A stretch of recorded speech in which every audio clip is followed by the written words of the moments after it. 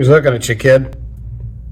Yes, sir. Alcohol. It's man's best friend besides dogs, right? I'm not so sure about that. But alcohol is a big thing. And a lot of people that I've been finding at RX Healthy Habits are asking questions about what's considered to be a healthy, moderate intake of alcohol. And we're going to go through and talk about that because alcohol in moderation is not a bad thing. And it can be actually helpful to some aspects of your health. Now, I want to go through and cover this topic, and I want to do it in a pretty quick manner. So this video podcast, I'm hoping to keep it under 8 minutes. We're going to try. So, striking a balance between enjoying a drink and avoiding its potential risk is so hard to do. I'm going to have to rely on my notes a little bit here, but, and this is not alcohol. Well, the video would be different if it was. Moderation. That's the way you can enjoy the social aspects and cultural aspects of drinking and maybe a few of the health benefits without getting into the weeds. So let's go through and talk about that. The health benefits of moderate alcohol intake include heart health. Some studies have shown it might reduce HDL cholesterol and have a good effect on blood vessel function. Interesting. Social connection. This is by far why a lot of people do it. They like the social interaction of having a drink with some friends, going out to dinner, having a glass of wine. And the third thing is stress reduction. A glass of wine or beer can really help you relax and de-stress after a long day, promoting a little bit of well-being. So here's some tips for healthier drinking though. You really have to know the BAC levels because when you're out there drinking, you can get in trouble real fast. And usually, I'm going to go through and talk about these because some of these were surprising to me about how little you had to have. But you can get into going out and having a few drinks. A BAC of 0.02%. That's where you get a little bit of altered mood, relaxation, slight loss of judgment, very slight. That's 0.02. 0.05 is where you feel uninhibited and you have a lowered alertness, and then you definitely have some impaired judgment. Now, when you get to 0.08, that's what many states call legal intoxication, and that's where you have a problem. Now, you can get DWAI at lower numbers, but you have to be careful with BAC of above 0.08 because you probably will end up getting a problem there with the law. But also, this is where you start to get into some impaired judgment, reasoning, maybe a little bit of muscle coordination, so there might be a little bit of weaving there going on. But BAC of 0.1%, that's where you start to really have reduced time, reaction time, slurred speech, slow thinking, not good. 0.15, nausea, vomiting. When you get it to 0.3 and 0.4, very bad. That's considered alcohol poisoning, and over 0.4 is really bad. That's where you can sometimes have coma and death. So BAC, it's kind of important to know. But here's the point, I guess, and one of the tips on healthier drinking when it comes to that is know your limits. One drink for one person might feel different than somebody that's a much bigger, we call volume of distribution. They might better handle one drink different, especially if they drink on a regular basis. Somebody who doesn't drink a lot, empty stomach, full stomach. So I can't give you a formula of how many drinks per hour. That's all online in our blog. If you come to our website, it's all there. I have links underneath every point that I'm going to talk about. So go there and check it out. But know your limits, because your limits are different than the person next to you. So you got to set some personal boundaries too. So what they say though, basically, if you want a rule of thumb for men, no more than 2 drinks per day is considered moderate consumption, and for women, it's no more than 1 drink per day. Because each glass of alcohol, or each thing you drink, whether it be beer, wine, or whiskey, there's 14 grams is going to be in 12 ounces of beer, 5 ounces of wine, or 1.5 ounces of whiskey. It's the same amount of alcohol, but it's just different volumes. But you got to know what your personal limits are.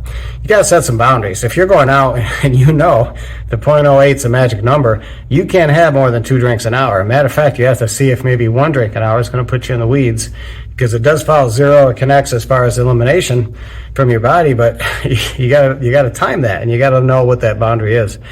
Choose quantity. I'm sorry, just the opposite. Choose quality over quantity. So many people will drink more because they don't have the taste, instead of enjoying a really good, tasty glass of wine instead of 3 of horrible wines. So important that you choose that.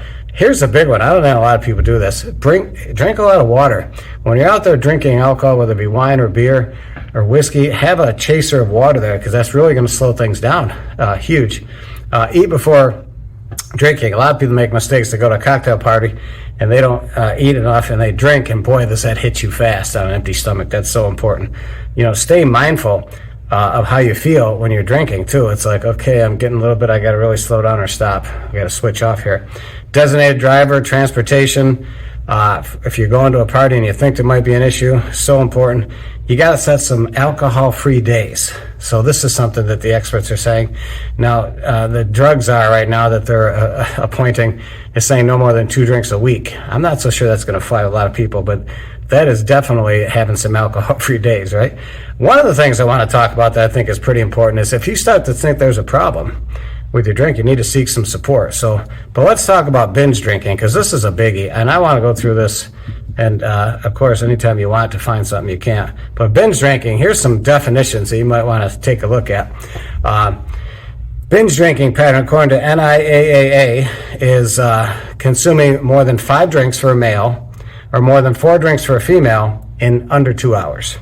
That's considered to be binge drinking. There's also another one from the Substance Abuse and Mental Health Association. I had to read this real quick to make sure. For men, same thing, 5 and 4 drinks at one time on the same occasion within a couple of hours each other. And that's more than at least 1 day in the past month. So binge drinking might be something that's on a lot of people's radar. They won't think they were binge drinking, but according to some of the guidelines, you might be. And that's something to take a look at. Heavy alcohol use.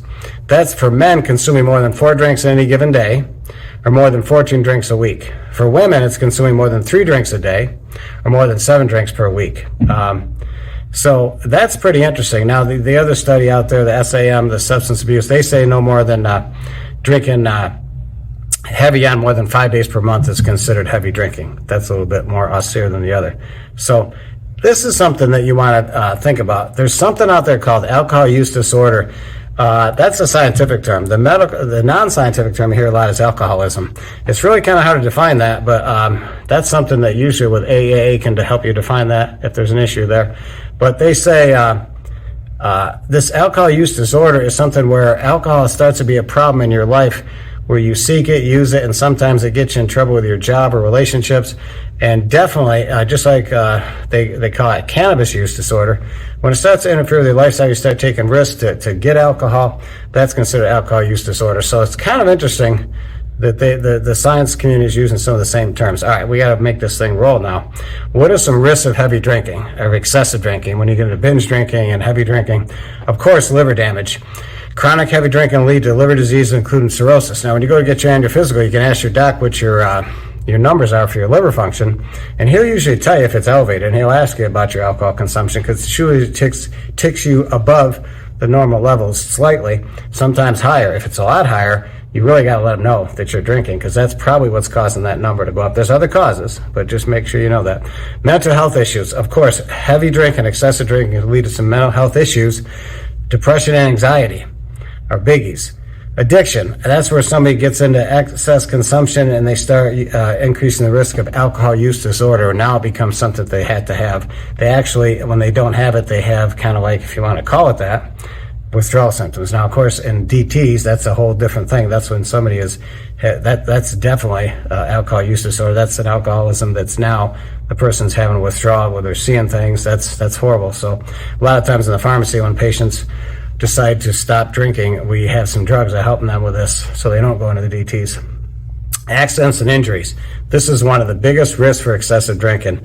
And you can go through and look at this. Everybody knows that it's a very serious thing when somebody drinks and drives. And it's not just that, though. That's extremely serious. There's also relationship problems.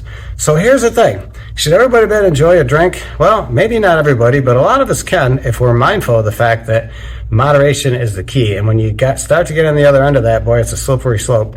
And for those out there that want more information, come to my blog. There's a lot of information in there on the links. And hey, once in a while, putting down a few with some friends and doing it right, safely, with driving if you're going to do it in a short period of time, what's wrong with that, right? So, hey, to your health.